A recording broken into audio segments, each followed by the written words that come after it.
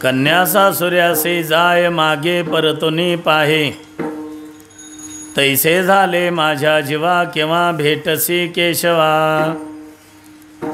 चुकले आमाय बाळ हुरहुरु पाहे, तैसे झाले माझ्या जीवा केव्हा भेटसी केशवा। जीवना वेगळी मासोळी तैसा तुका तळमळी, तैसे झाले माझ्या जीवा केव्हा भेटसी केशवा। पांडुरंगा करू प्रथम नमन, पांडुरंगा करू प्रथम नमन। दुसरे चरणा संताचिया,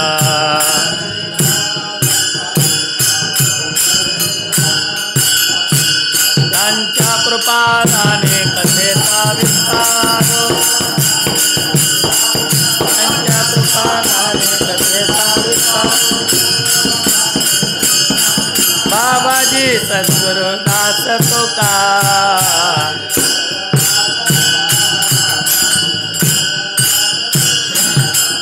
ओम नमो ज्ञानेश्वरा करुणाकरा दयाळा, तुमचा अनुग्रह लादलो पावन झालो चराचरी मिकळा कुसरी काहीच नेने, बोलतो वचने अतिभाविका। प्रथम नमन करू गणनाथा उमा शंकराच्या सुता चरणावरी ठिवणी माथा, साष्टांगे आता दंडवत। दुसरे बंधू शारदा चतुराननाच्या आत्मजा, वाक्सिद्धी पाविजे सजातीच्या चरणवजा दंडवत। आता बंधू देव ब्राह्मण जैंचनी पुण्य पावन प्रसन्न होती, श्रोते जनतया माठी दंडवत। आता बंधू साधू सज्जन नित्य हरीचे ध्यान, विठ्ठल नाम उच्चारती जनतया माठी दंडवत। आता नमुरंग भूमिका कीर्तने उभय होती, लोकाटाळ मृदंग श्रोते देखातया माठी दंडवत। ऐशे नमन करुणी सकळा हरिकथा, बोले बोबड्या बोला अज्ञानी म्हणण्या पुल्या बाळा, चालवी सकळा नामा म्हणे विठ्ठल विठ्ठल विठ्ठल विठ्ठल। सेवेलागी सेवक झालो तुमच्या, लागलो निज चरणा हो स्वामी तुकया देवा, यावरी न करावा भेर। कन्यासा सूर्यासी जाय मागे परतुनी पाहे, तैसे झाले माझ्या जीवा केव्हा भेटसी केशवा। प्रस्तुत कीर्तनरूपी सेवेकरता निवडलेला अभंग। येच्छे यावत भोतलावर जन्माला आलेल्या जडजीवांचा उद्धार करण्यासाठी आपला देह अखंड झिजविणारे देहूचे सुप्रसिद्ध साधू श्रीमंत श्री जगद्गुरू तुकाराम महाराज यांचा आणि बहुतेकांच्या परिचयाचा। सेवेला आरंभ करण्यापूर्वी थोडासा परिहार। किन्निमित्त सेवा आपणा सर्वांना परिचित आहेच। स्वतः भगवान परमात्म्यांनी सांगितलं आहे की आषाढी कार्तिकी विसरू नका मज, सांगतसे गोज पांडुरंग। आणि त्या वारीच्या प्रीत्यर्थ चालू असणारी ही सेवा आणि त्याच्यामध्ये महाराजांनी मला दिलेली आज्ञा, त्या संबंधाने उपस्थित सर्व महाराज मंडळी, वारकरी मंडळी सर्वांना मनोभावे वंदन करून आपल्या कीर्तन सेवेला प्रारंभ। जगाच्या पाठीवर अन्य तीर्थ आहेत, अन्य क्षेत्र आहेत, अन्य देव आहेत, पण आपल्या भगवान पंढरीचे पांडुरंग परमात्म्याचं, चंद्रभागेचं आणि पंढरीचं महात्म्य हे काय आगळं वेगळं आहे। बाकीच्या तीर्थाच्या वाऱ्या असतील, संतांच्या वाऱ्या असतील, देवाच्या वाऱ्या असतील, त्या वारींना गाडीनं गेलं तरी चालतं। आता वारीचा शब्द बऱ्याच जणांनी चोरला आहे, आपला आहे बरं का तो, पण बऱ्याच जणांनी तो चोरला आहे। खरा वारी शब्द आपला आहे तो। मग बाकीच्या ठिकाणी ज्या क्षेत्रावर काही वाऱ्या होत असतील त्या वाऱ्या वेगळ्या ना, आपल्या पंढरपूरची वारी वेगळी। पंढरपूरच्या वारीचं महात्म्य हे काय आगळं वेगळं आहे आणि त्याचं कारण हे शास्त्रांनीच सांगितलं आहे की सर्वोत्तम तीर्थ क्षेत्रानी देव, शास्त्रानी हा भाव निवडिला। सर्वोत्तम तीर्थ चंद्रभाग आहे। आपल्या अंगावर 3.5 कोटी केस आहेत म्हणे आणि त्या प्रत्येक बुडाशी एक एक पाप वसलेलं आहे। पाप आहे, महापाप आहे, उपपाप आहेत आणि ते प्रत्येक केसाच्या बुडाशी एक एक पाप आहे। प्रत्येक बुडाच्या केसाची असे 3.5 कोटी केस आहेत। तुम्ही कीर्तन सुटल्यावर मोजून बघा अण्णा आणि मोजले तर जास्त भरले तर समजावं ते दाट केसाचं असावं आणि कमी भरले तर पातळ केसाचं। पण 3.5 कोटी केस आहेत आणि जगाच्या पाठीवर पृथ्वी भूमंडलावर 3.5 कोटी तीर्थ सांगितलेत। आणि त्या त्या तीर्थामध्ये स्नान केलं की त्या त्या केसाच्या बुडाशी जे पाप आहे ते निघून जातं. आता आपल्याला ती सगळी नावंसुद्धा माहिती नाही, एवढी तीर्थ आहेत. म्हणून संतांनी आपल्यासाठी सगळ्यात सोपं करून ठेवलं. तुम्ही एवढ्या तीर्थाला जाण्याच्या भानगडीतच पडू नका. तुम्ही फक्त पंढरपूरला या आणि पंढरपूरला आले आणि वाळवंटात गेले, चंद्रभागेत स्नान करायच्या आधी नुसती डोळ्यांनी जरी चंद्रभागा पाहिली तरी सर्व तीर्थामध्ये स्नान केल्याचं फळ भेटतं. अवघीच तीर्थे घडती एक वेळा,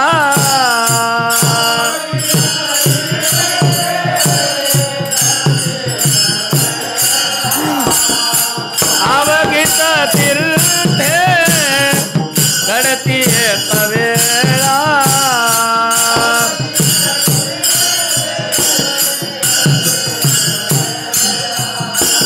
चंद्रभागा डोळा देखलिया, चंद्रभागा डोळा देखलिया.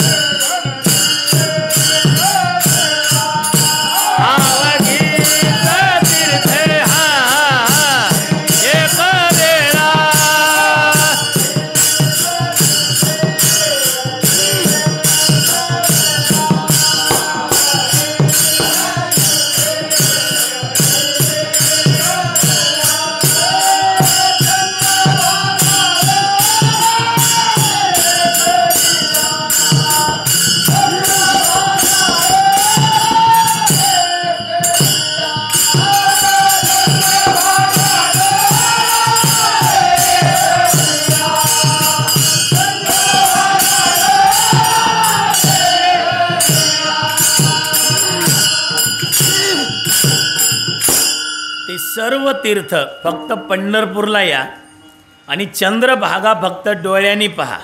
याचा अर्थ असा नाही की चंद्रभागेला आंघोळीला जायचंच नाही, पण डोळ्यांनी जरी पाहिली तरी ती सर्व तीर्थाचं फळ आपल्याला भेटतं. कारण सर्व तीर्थ पवित्र होण्यासाठी आमच्या चंद्रभागेमध्येच येतात. शंकर सांगे ऋषी जवळी, सकळ तीर्थे माध्यान्ह काळी, येते पुंडलिका जवळी, करती आंघोळी वंदिती चरण. किती मोठं पाप असू द्या, किती मोठं पाप, ते पाप घालवण्याचं सामर्थ्य ते आमच्या चंद्रभागेमध्ये. मोठ्याकडून जरी पाप घडलं, मोठ्याकडून घडत नाही असं नाही, चंद्राकडून सुद्धा पाप घडलं. गुरुपत्नीशी रतला, क्षयरोग त्या चंद्राला, फार मोठं पातक घडलं, पण चंद्रापेक्षाही काळजी त्याच्या साडूलाच जास्त. म्हणजे भगवान शंकरजींना, भगवान शंकर म्हटले घडू नाही ते पाप याच्याकडून घडले. मग आता याला प्रायश्चित्त, पाप तर घडलंय, मग त्यांनी वशिला लावला भगवान विष्णूंकडे. भगवान विष्णूंना बोलावलं आणि मीटिंग बोलवली की घडू नाही ते पाप याच्याकडून घडलंय, पण याला प्रायश्चित्त काही, एक शालन होण्यासाठी काहीतरी याला उपाय सांगा. भगवान विष्णूंनी भगवान शंकरजींकडे पाहिलं, त्या चंद्राकडे पाहिलं, सांगितलं याच्यासाठी उपाय एकच आहे. आता एखाद्या महान तीर्थामध्ये तुम्ही जा, स्नान करा, मग ते पाप तुमचं निवृत्त होईल. चंद्रानं विचारलं मग त्याचा पत्ता, जिल्हा, तालुका, राज्य काय असेल ते सांगा ना नेमकं. भगवान विष्णूंनी तो लोहदंड दिला. म्हटले हा घेऊन जा, तीर्थामध्ये अगोदर टाक, टाकल्याबरोबर जर बुडाला तर समजायचं त्या तीर्थामध्ये हे सामर्थ्य नाही, म्हणजे तुमचं जे पाप घालवायचे ते सामर्थ्य त्या तीर्थामध्ये नाही. ते लोहदंड घेऊन निघाले, फिरत फिरत फिरत फिरत काशीपर्यंत गेले, गयेला गेले, नर्मदा असेल, गोदावरी असेल, सर्व तीर्थ फिरले. चेहरा नाराज झाला. शेवटी चंद्राला कुणीतरी भेटलं आणि म्हटले, सांगितलं एक काम करा आता. काय? सोलापूर जिल्ह्यात तुम्ही पंढरपूरला जा, भीमा दक्षिण वाहिनी, आणि त्या ठिकाणी तुम्ही जा. हे म्हटलं एवढे मोठमोठे प्रसिद्ध तीर्थ मी फिरलो आहे, काशीपर्यंत गेलो, गयेपर्यंत गेलो, नर्मदेपर्यंत गेलो, हे कधीच ऐकलं नाही मी. ह्या तीर्थामध्ये काय सामर्थ्य? म्हटले तुम्ही जात खरं, विश्वास तर नव्हता, श्रद्धाही नाही, पण आला इथं पंढरपूरला. पंढरपूरला आला आणि ते लोहदंड हातातला होता तो टाकल्याबरोबर तो तरला आणि मग चंद्राने त्या ठिकाणी स्नान केलं आणि पापनिवृत्ती झाली. जया दोषा परिहार नाही नाही धुंडिता शास्त्र, ते हारती अपार पंढरपूर देखलिया. ते आमचं पंढरपूर पाहिल्याबरोबर पंढरपूरचं महात्म्य सांगताना सांगितलंय की तेथील तृण आणि पाषाण तेही देव जाणावे. विठ्ठल विठ्ठल विठ्ठल विठ्ठल.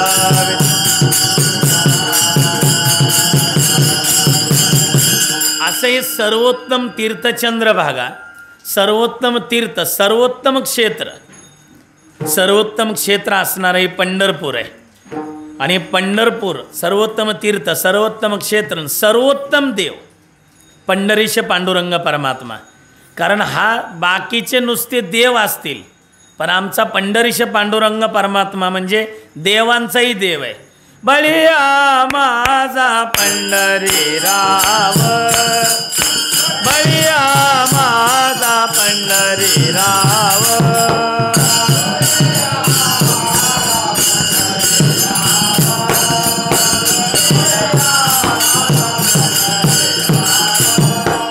बळिया माझा पंढरीराव, बळिया माझा पंढरीराव.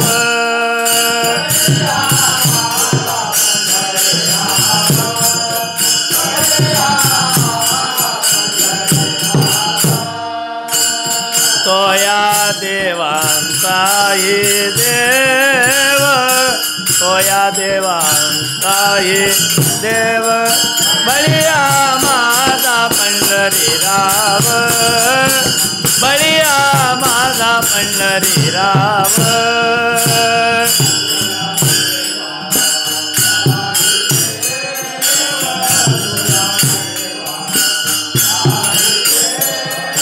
बळिया माझा पंढरीराव.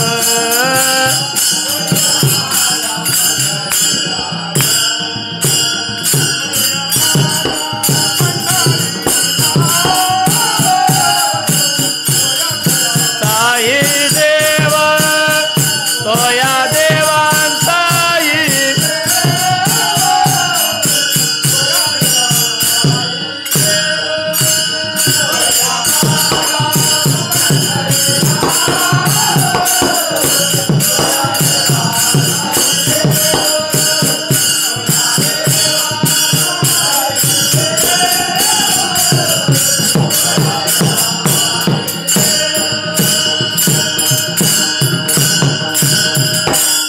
बळिया माझा पंढरीराव, तो या देवांचाही देव.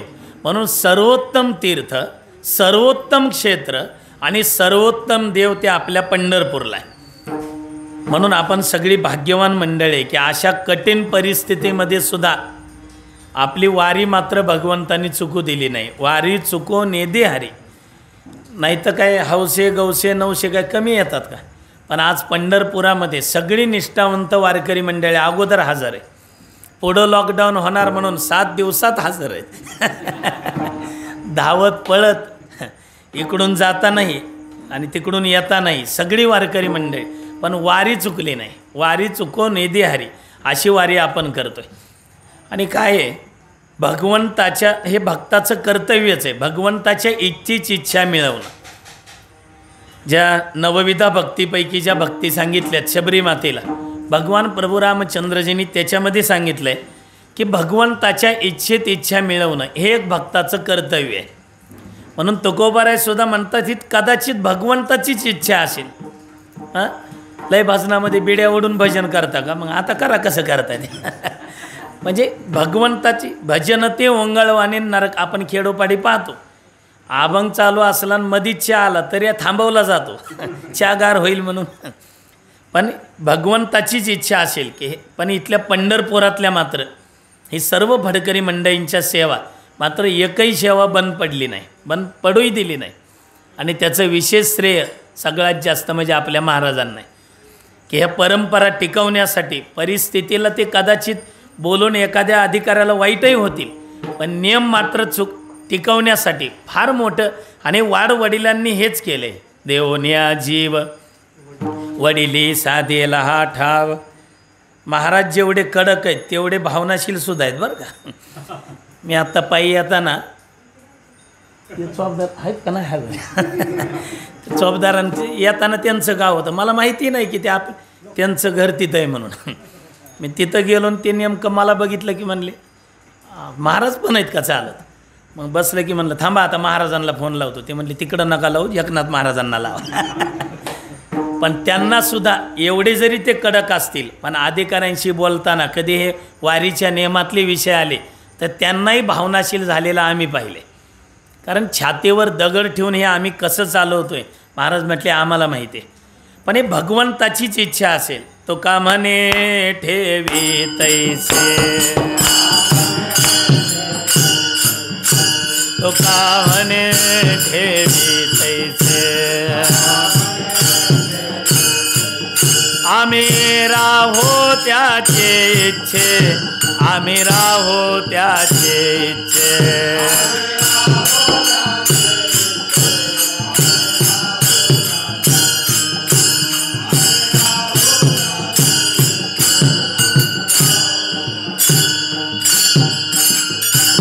ठेवी तैसे, तो का म्हणे ठेवी तैसे, आम्ही राहो त्याचे इच्छे, आम्ही राहो त्याचे इच्छे.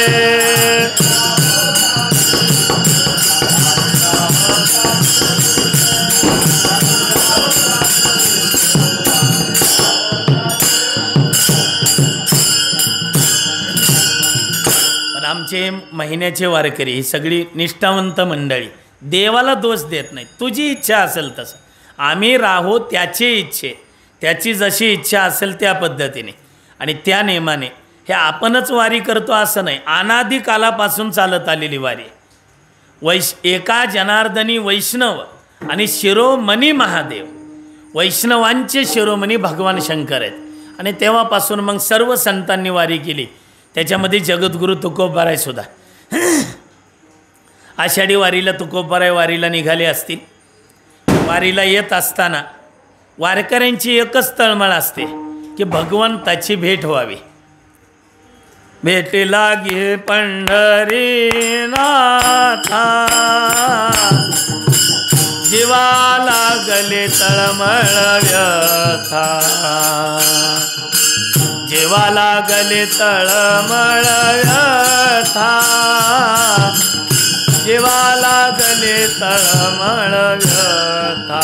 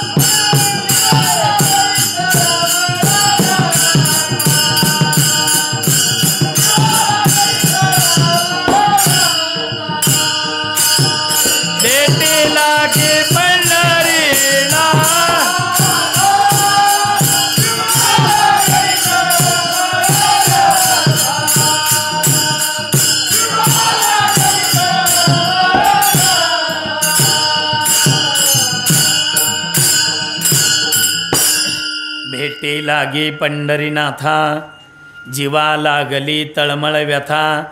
वारकरी आळंदीवरून येऊ द्या, देहवरून येऊ द्या, कुठूनही यावर्षी काही गावाकडूनही चालत आले, कुणीकडूनही येऊ द्या, पण भेटे लागे पंढरीनाथा एकच आशा असते, जीवा लागली तळमळ व्यथा. त्याचं दर्शन केव्हा होतं आहे. आपण वेळापूरमध्ये प्रवेश करतो त्यावेळेला सुद्धा तुकोबारांचा अभंग म्हणतो आपण. तुका म्हणे धावा आहे पंढरी विसावा. धावले जगद्गुरू तुकोबाराय भगवंताच्या भेटीसाठी. मग पंढरपूरमध्ये ज्या वेळेला वारकरी यायची, पूर्वी एवढी गर्दी नसायची, आता ह्या वारीला काही ती गर्दी नाही तेवढी, पण याच्यापेक्षाही कमी गर्दी असायची. वारकरी दिंडी घेऊन आले की डायरेक्ट जायचे म्हणे चोकोबारांचं दर्शन, नामदेव पायरीचं दर्शन, पांडुरंगाचं दर्शन, मग आपापल्या मठामध्ये जायचे. मग तुकोबारांचा तो काळ, महाराज आल्याबरोबर भगवंताच्या भेटीची आतुरता निर्माण झालेली आणि गाभाऱ्यात भगवंताच्या भेटीला गेल्याबरोबर आरोळी ठोकूनच आतमध्ये देवाकडे. आणि एकदा का भगवान पंढरीश पांडुरंग परमात्म्याला पाहिलं की भाग गेला, शेण गेला, अवघा झाला आनंद. माणसं 12 तास 8 तास किती तास बारीत उभे राहू द्या, पण एकदा भगवंताला पाहिल्याबरोबर जेवढा शेण आलेला असतो तो निघून जातो. भाग गेला, शेण गेला, अवघा झाला आनंद. मग दशमी, एकादशी, द्वादशी, त्रयोदशी, मग चतुर्दशी, मग पौर्णिमेचा काला, गोपाळपूरचा काला झाला. जे महाराज, जे वारकरी आनंदाने नाचत पांडुरंगाकडे जात होते, तेच वारकरी पौर्णिमेचा काला करून भगवंताच्या निरोप घ्यायला गेले ना, तर ते जे वारकरी आरोळी ठोकत आत जातात, पण पंढरपुरातून गावाकडे काला होऊन जाताना वारकऱ्यांची चेहरे सुकलेले असतात. जे तुकोबाराय धावत पांडुरंगाकडे जात होते, तेच महाराजांकडे जाताना, देवाकडे जाताना जड पावलाने निघाले. कारण देवाचा निरोप घ्यायचा आहे ना, कारण पंढरपूर माहेर आहे. पांडुरंगाचं चरणाला कडकडून मिठी मारली, डोळे भरून आलेले, डोळ्यातून टपकिनी पंढरीनाथाच्या चरणावर ते अश्रू पडले. आनंदाचे अश्रू वेगळे आणि दुःखाचे अश्रू वेगळे. आनंदाचे अश्रू थंड असतात, दुःखाचे अश्रू गरम असतात. भगवंताच्या चरणावर ते अश्रू पडल्याबरोबर भगवंतानी पाहिलं महाराज दोनही दंड धरले तुकोबारांचे. अहो काय झाले, तुम्ही तर एवढं नाचत होते, नाचत कीर्तन करत होते, एवढ्या उड्या मारत होते, हा आषाढीचा एवढा आनंद चाललेला, आणि आज एवढं दुःख तुम्हाला काय झालं? दुःख काय झालं म्हटल्याबरोबर मग हुंदका आवरेना, स्पंदो स्पंदो गोष्टी करत असे. तुकोबाराय जास्तच रडायला लागले. भगवान परमात्मा अहो झालंय काय नेमकं? तुकोबारायने अभंगातूनच सांगितलं, झाले दर्शन तुझे आता, येतो माघारी पंढरीनाथ, येतो माघारी पंढरीनाथा म्हणणं. जसे तुकोबारांच्या डोळ्याला धारा लागल्या होत्या, तशा भगवंताच्याही डोळ्याला धारा लागल्या. देवही रडतात, तुकोबाराही रडतात. त्यावेळेला भगवंतानी तुकोबारांना प्रार्थना केली, महाराज अहो केवढा सोहळा चालू होता, केवढा आनंद चालला होता, तुम्ही मला सोडून जाऊ नका. तुम्ही वारकरी जर मला सोडून गेले तर मला कोण विचारत आहे? तुमच्याने बरा दिसत असे,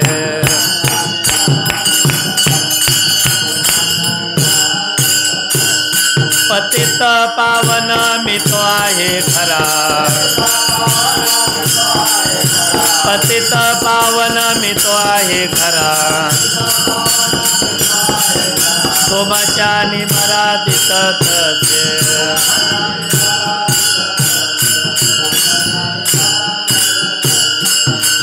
सगळ्या वारकऱ्यांना तुकोबारांना देव म्हणतात, अहो जाऊ नका तुम्ही, तुम्ही जर सोडून गेले तर मी आनंदाला मुकेल ना, आणि तुम्ही सगळे वारकरी मंडळी आहेत म्हणून मला शोभा आहे.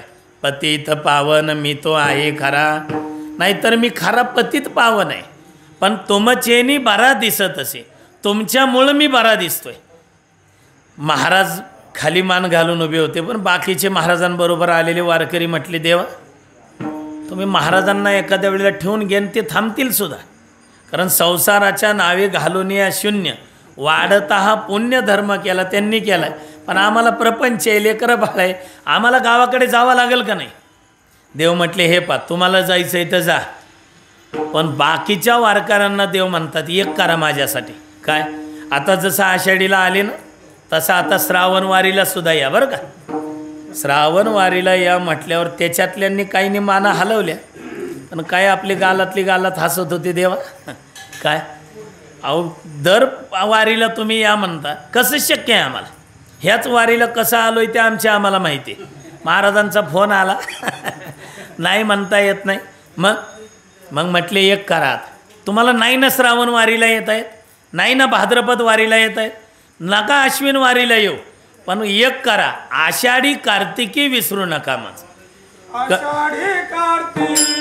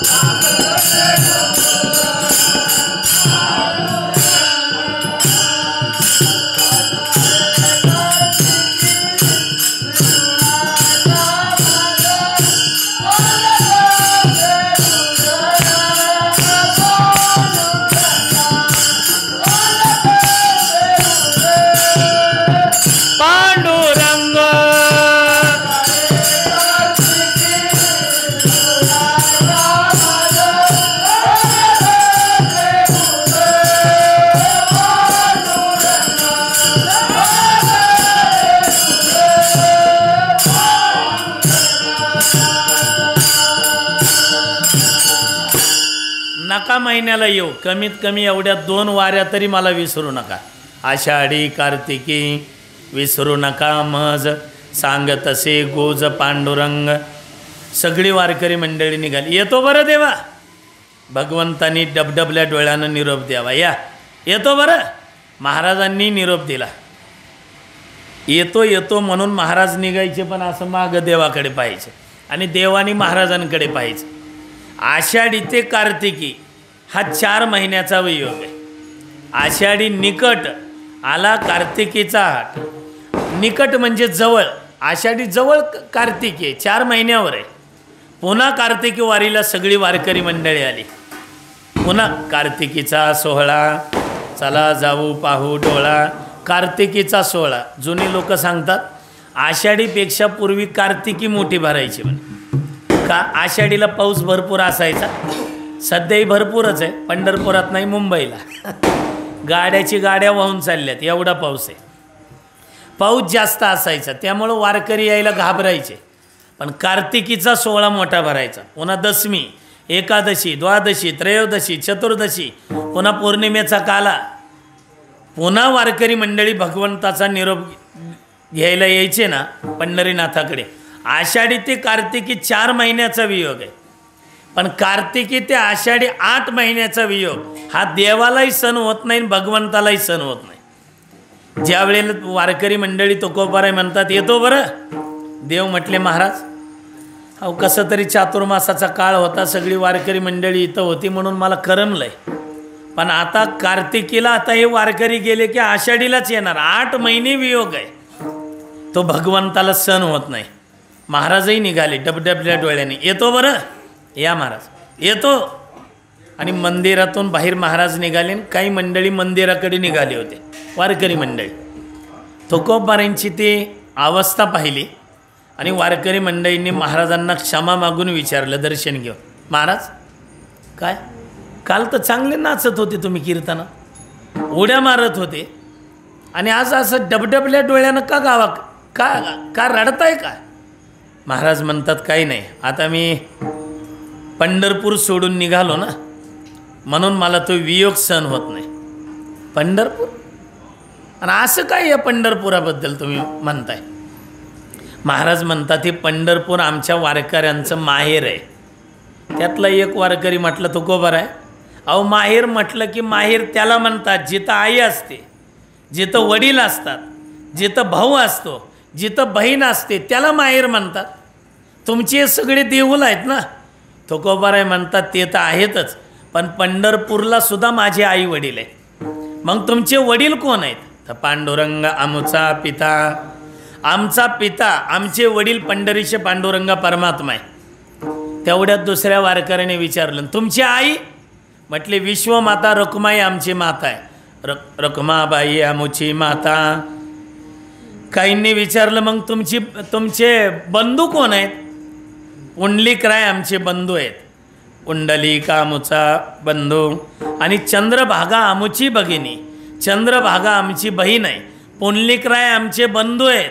पांडुरंग आमचा पिता आहे आणि रखुमाबाई आमची माता आहे. म्हणून माहेर संताचे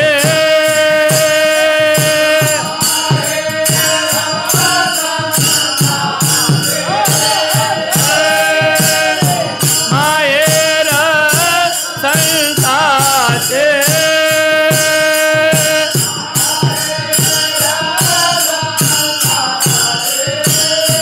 रामया स्वामी केशवाचे. रामया स्वामी केशवाचे.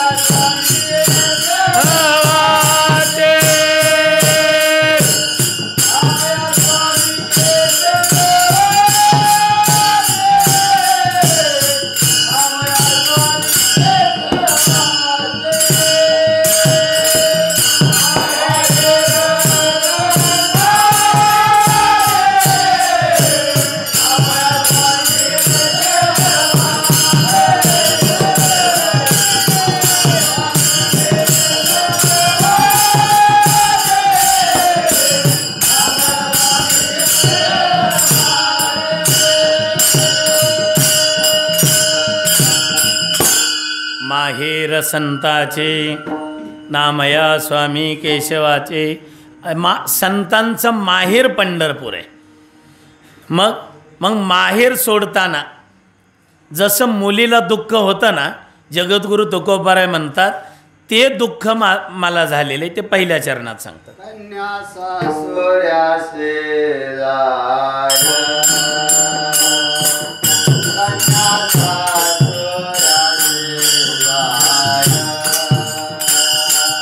कन्या सासुऱ्यासे जाय. कन्या सासुऱ्यासे जाय. कन्या सासुऱ्यासे जाय.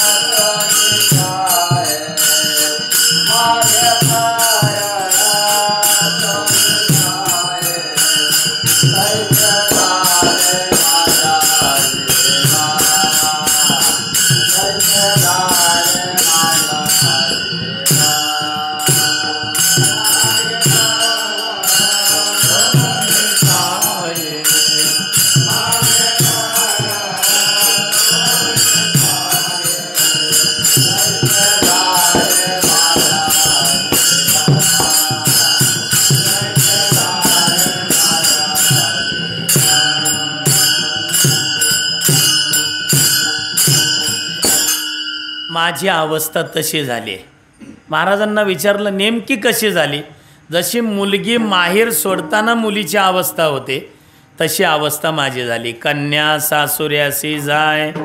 मुलगी सासरी जाताना तिची जशी अवस्था होते मागे परतोनी पाहे तशी अवस्था माझी झाली. जुना काळ पहा तुम्ही, लहानपणीच लग्न व्हायचे म्हणे, लहानपणीच. आणि तोच काळ बैलगाडीचा काळ. मुलगी लहान तिनं म्हणून तर तेव्हा ती पद्धत होती, मुलीच्या मामाने मुलीला घेऊन या, मामा उचलूनच मुलीला आणायचा. मग मुलगी त्या बैलगाडीमध्ये बसवली. मुलगी का सासरी निघाली. मुलगी सासरी निघाल्याबरोबर मुलगी सारखा अशी मागं पाहिजे मुलगी. मुलगी सारखं मागं पाहत होती. मग ते वट्ट्यावर कट्ट्यावर बसलेली जी मंडळी आहे, कट्ट्यावर वट्ट्यावर बसलेली ती मंडळी चर्चा करायची. का रे मुलगी चालली वाटतं. त्यातला दुसरा म्हणायचा कुठं चालली रे. ते शेजारचा म्हणला एवढं कळत नाही का, ती कुठं बघ ती बघ बरं, त्याच्याहून कळतं आहे आपल्याला कुठं चालली ते. मुलीचं तोंड जर पाठीमागं असेल, मुलगी जर मागं पाहत असेल तर समजायचं ती सासरी निघाली, आणि मुलीचं तोंड जर गाडीवानाकडं असेल तर समजायचं ती माहेराला चालली. हे मी जुन्या काळातलं सांगतोय, आता डोकं लावू नका. कारण बैलगाडीचा काळ गेला आणि आता बुलटचा हिरो होंडाचा काळ आला. मग मुलगी पुढं पाहत नाही मागं पाहत नाही, ते आडवीच पाहते, काय डोकं लावतं कुठं चालली. पण तुकोबारांनी तो जुना दृष्टांत दिला. कन्या सासुऱ्याशी जाय मागे परतोनी पाहे. जशी मुलगी माहेर सोडताना मुलीची अवस्था होते पहा तुम्ही. किती धट असू द्या मुलगीन, बापही किती धट असू द्या, मुलीचं रडणं ठीक आहे. एरवी जर बाप रडायला लागला तर त्याचे मित्र जर जवळ असतील तर त्याला बांगड्या भर बांगड्या, मर्दासारखा मर्द रडायला लागला. पण किती मर्द असू द्या, किती धीट काळजाचा असू द्या, मुलगी सासरी निघाली की तो किती धीट काळजाचा जरी असला तरी तो रडल्याशिवाय राहत नाही. एकुलत्या एक मुलाच्या मरण्यानं बाप रडणार नाही, पण मुलीच्या सासरी जाण्यानं ढसाढसा रडल्याशिवाय राहत नाही. तुमचं आमचं सोडून द्या. कणवासारखी मुनी रडली शकुंतलेसाठी, राजा जनकासारखी विदेही रडली सीतेसाठी, आणि हिमालयासारखा पहाड रडला पार्वतीसाठी. पहा तुम्ही, ज्यांना मुली आहेत, आता मला तरी एकनाथ महाराजांना 2 आहेत. पहा तुम्ही. आणि मुलगी सगळ्या घराची काळजी घेणारा वडील असतात. सगळ्या घराची काळजी वडील घेतात, पण वडिलाची काळजी राई घेते नाही का. बाबा जेवले का, बाबा तुमची तब्येत ठीक नाही का, बाबा गोळ्या आणू. सगळ्या घराची काळजी बाप घेतो, पण बापाची काळजी मुलगी घेत असते. मग ती मुलगी ज्या वेळेला निघते ना, त्यावेळेला त्या बापाची अवस्था जशी होते तशी अवस्था तुकोबारायांची झाली. तुकोबाराय म्हणतात, कन्या सासुऱ्यासी जाय मागे परतुनी पाहे. मग तुकोबाराय म्हणतात, माझी अवस्था तशी झाली. तैसे झाले माझ्या जीवा, तैसे झाले माझ्या जीवा.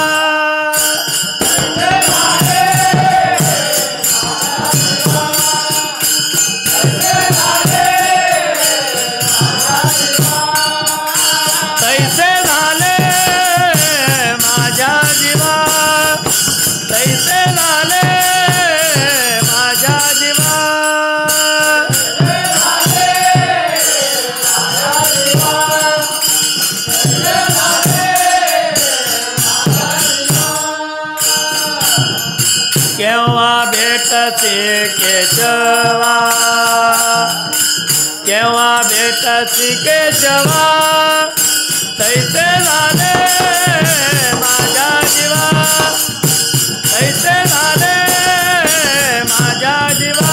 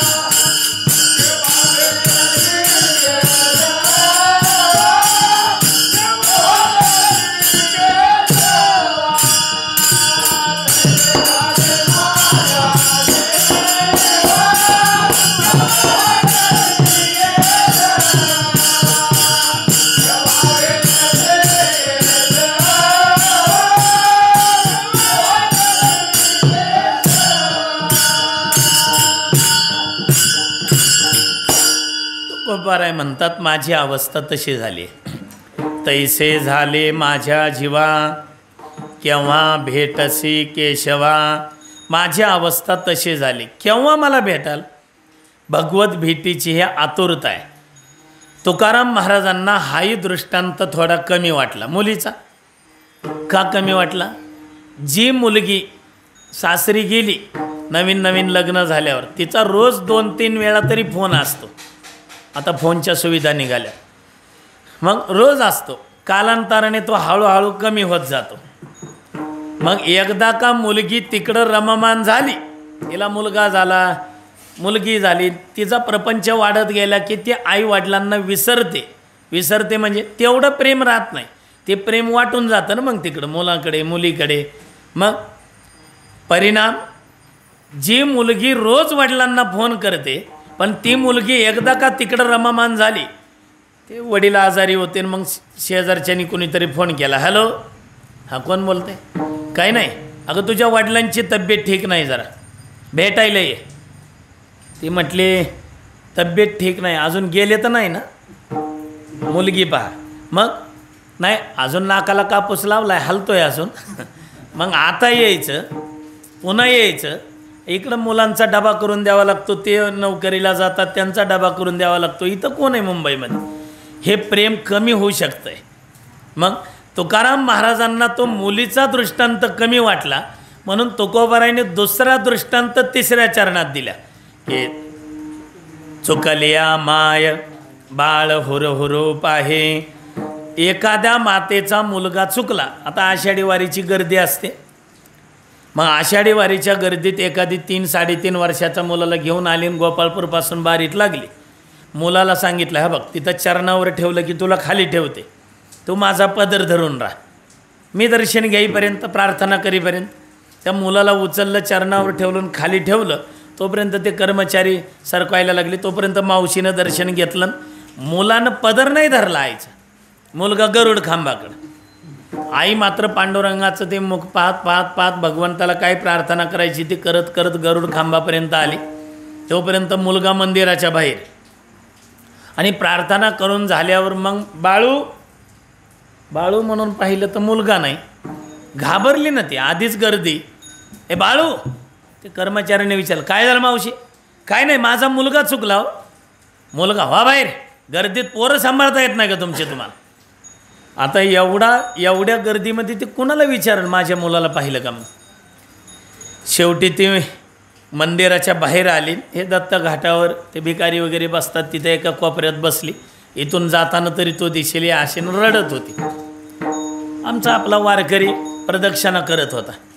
आणि गोपाळकृष्ण मंदिराजवळ त्या मागच्या बाजूला पोलीस चौकी आहे पहा. आणि ते पोलीस माईकवर सूचना देत होते, आवाजाकडे लक्ष द्या.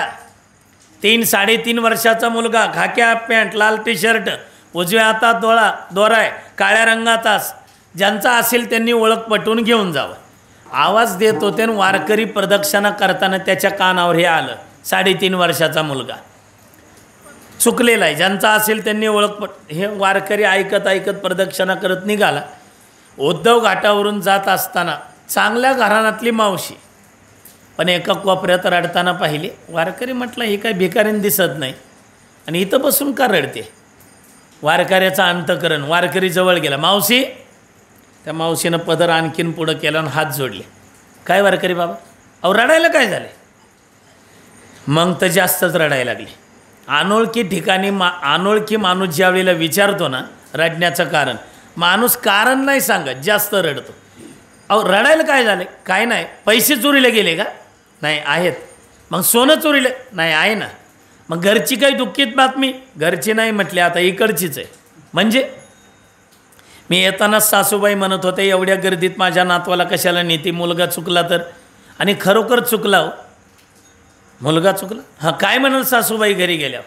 पांढऱ्या पायाची म्हणाल, तिकडंच जीव का दिला नाही म्हणाल, चंद्रभागेत उडीच का टाकली नाही म्हणाल, तोंड दाखवायला आलीच कशाला म्हणाल. वारकरी म्हटलं, मुलगा आहे का तुमचा? हो, माझा मुलगा चुकला आहे. वारकऱ्याच्या कानावरती पडलेलं होतं कृष्ण मंदिरापासून जाताना. हां मावशी, तुमचा पोरगा काय 3.5 वर्षाचा आहे का? मावशी उठूनच उभी राहील. मुलाची वार्ता ऐक, चुकल्या पुत्राची वार्ता. ज्ञानोबाराय म्हणतात, चुकलेल्या मुलाची वार्ता ऐकताना ती मावशी उठून उभी राहिली. ते उजव्या हातात काळा दोरा आहे का त्याच्या? मग तर वारकऱ्याचे हातच धरले. अगदी बरोबर आहे, खाक्या हाफ पॅन्ट, हा माझाच मुलगा आहे तो. वारकरी म्हटला, चला माझ्याबरोबर. मग त्या गोपाळकृष्ण मंदिराजवळ त्या मागच्या बाजूला पोलीस चौकीत आपलं एक साहेब त्या मुलाची समजूत घालत होते. गुड्डे पुडा पार्ले पुडा हातात होता आणि त्या मुलाला आपलं नादी लावत होते. तेवढ्यात मावशीला घेऊन वारकरी आलं. त्या ते पोरगं आहे का तुझं? ते पोरगं आहे का हे त्या पोराने ऐकलं. पोराने आई पाहिली आणि आईने मुलाला पाहिलं. काय झालं असेल? मुलाने त्या हातात जो गुड्डे पुडा होता ना ते फेकला साहेबाच्या अंगावर. आता काम झालं ना. आई भेटल्यावर कशाला साहेब लागतात. आणि धावत आपल्या आईकडे गेलं. तुकोबारांना पहिला दृष्टांत कमी वाटला म्हणून हा दिला आणि तुकोबारांना हाही दृष्टांत कमी वाटला म्हणून सरते शेवटी शेवटचा दृष्टांत देतात. जीवना वेगळी मासोळी तैसा तुका तळमळी तैसे झाले माझ्या जीवा केव्हा भेटसी केशवा विठोबा रखुमाई.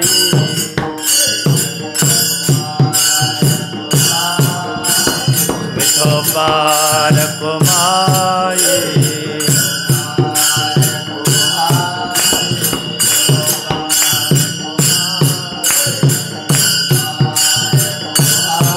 बोला पुंडलिक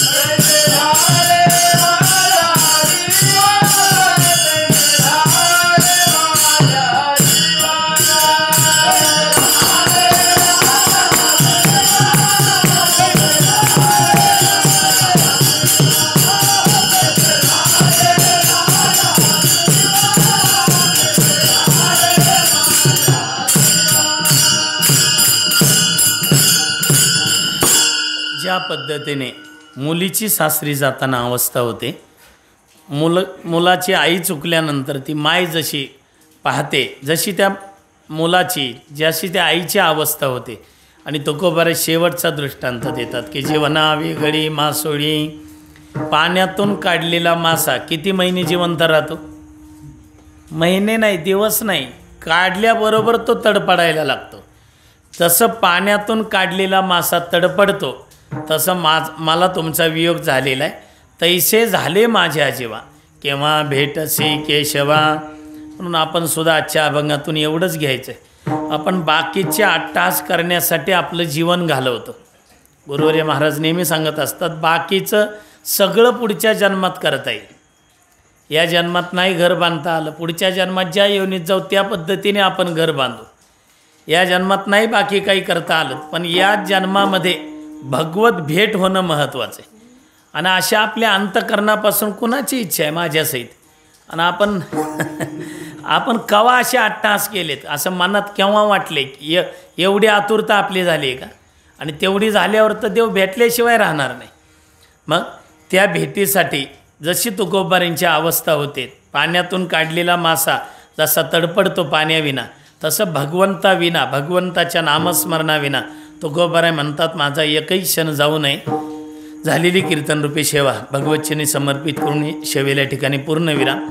भगवंताला पुन्हा आपण प्रार्थना करू, तुम्ही ठेवाल तसं आम्ही राहणारच आहे, पण याच्यामध्ये आम्हाला आनंद नाही. पत्रिकेच्या अभंगामध्ये आपण सविस्तर त्याचं वर्णन ऐकतो की माझे डोळे का पंढरपूर देखत नाहीत, का गरुड तके डोळे माझे पाहत नाही, हा वियोग का होतोय. तसा बऱ्याच वारकऱ्यांना हा वियोग आहेच, पण त्यातली त्यात आपण थोडं समाधान मानू की आपण इथं राहून हे सर्व नियम आपण पार पाडतो. गावाकडच्यांपेक्षा आपण समाधान मानू, त्यांच्या दुःखातून आपलं दुःख वजा करू. पण भगवंताला प्रार्थना करू की लवकरात लवकर हे संकट दूर होऊन पुन्हा एकदा भव्य दिव्य स्वरूपामध्ये तो आनंद नाचत जाऊ त्याच्या गावारी खेळया सुख देईल विसावारे, तो आनंद आम्हाला भेटावा एवढी प्रार्थना करून सेवेला पूर्णविराम. ज्ञानेश्वर माऊली ज्ञानराज माऊली तुकाराम महाराज. ज्ञानेश्वर माऊली ज्ञानराज माऊली तुकाराम. ज्ञानेश्वर माऊली बोला पुंडलिक ज्ञानदेव. ज्ञानेश्वर माऊली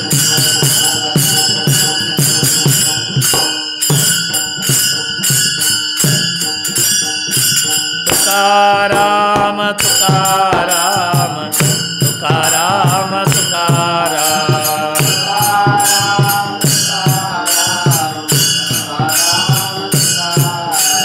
तुकाराम तुकाराम तुकाराम तुकाराम.